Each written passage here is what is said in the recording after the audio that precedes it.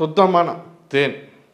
நீங்கள் அது எப்போவுமே அவளோட அந்த அம்மாவோட பாதத்துக்கு கீழே இருக்கிற மாதிரி தேன் பாட்டில் ஓப்பன் பண்ணி வச்சுருங்க. இதை வச்சுட்டு நீங்கள் தூப தீபம் காட்டி நீங்கள் உட்காந்து அவளோட கும்பிட ஆரம்பிங்க.